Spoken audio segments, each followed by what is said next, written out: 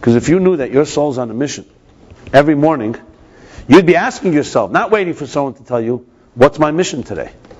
And at the end of the day, you'd say, did I fulfill it? Did I live up to my calling? And have I betrayed myself? And this isn't about answering to someone else whether you're right, whether you're a good person or a bad person. It's to yourself.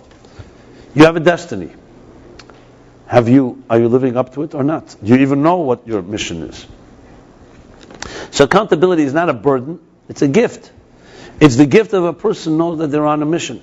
A person with a calling is going to be accountable. A person without a calling has no interest in accountability, except, as I said, when there's no choice. Moshe Rabbeinu was on a mission. The mission was V'asuli migdash v'shachanti b'seichel. In a way, it's the mission all of us have. Build for me a sanctuary, and I will dwell among them. As the Shalah says, b'seicham.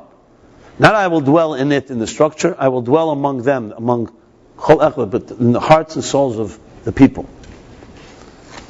And then, when you're on a mission like that, you give an accounting at the end of it. Where do we stand in this mission? Have you built the temple? How did you build it?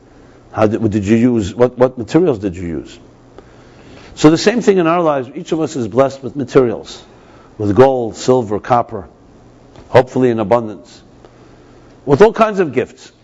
Our minds, our hearts. Because you see earlier in last week's chapter, in Vayakhel actually, talks about the wisdom of the women, using their wisdom to weave, to embroider.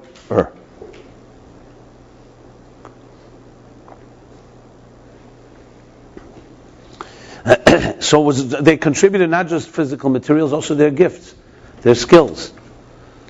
And then comes the accountability. Are you using your skills for the purpose that your soul was sent to this earth? Pretty fair question, right? The problem is most of us were never even told to ask this question. They say half the answer to anything is the question. Shailas Chacham Chetzi Tshuva, the question of a wise person is have the answer. We were not taught to ask this question. And when you hear it, it seems so obvious. Remember the first time I heard it? A good question. My soul was sent on a purpose. Am I living up to it? When you start asking it, then you're starting to get somewhere. You may not have an answer so quickly, but you're at least asking. What am I doing here on this earth anyway? So most people ask that question, why am I here? But they don't. How far do they go with that? They don't even know where to go with that. Then you often meet people who can sell you every stupid what do they call it? Snake oil salesman who'll sell you any type of garbage to tell you this is your destiny. Do this, do that, do that.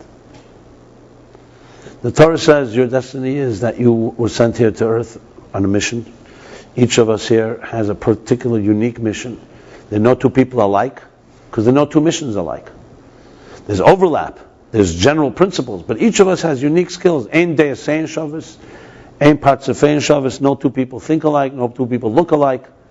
That's not because they're random, that's because you have different missions, so therefore we have different personalities. Needs to fulfill that particular mission. It begins with a mission, not with your personality. God sent human beings to this earth, each of us, to do a certain, spiritualize our corner of the world. And the biggest question in life is, am I doing it? Most of us get distracted. As I said, we live in a world where me comes into the way. Then you have to make a living. Then you have friends, you have peer pressure, you have media.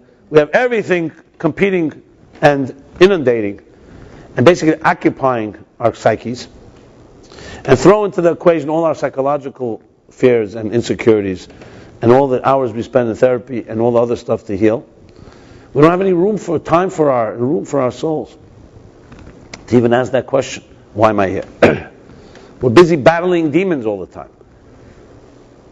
Forget about bringing light into the world. How do we bring light into the world? So accountability is not an end in itself. It's a byproduct of mission, of purpose. And that's why this chapter is so vital. And it makes you think. When I feel I'm on a mission, absolutely I want to be accountable. When I don't feel I'm on a mission, why should I be accountable? And this mission is a gift, as I said. It's a gift. You were sent. You have something unique and indispensable to contribute to this universe that nobody but you can do. It's a pretty big gift. Maybe the greatest gift of all. Not maybe, for sure the greatest gift. Because everything else is secondary. So most of us use our gift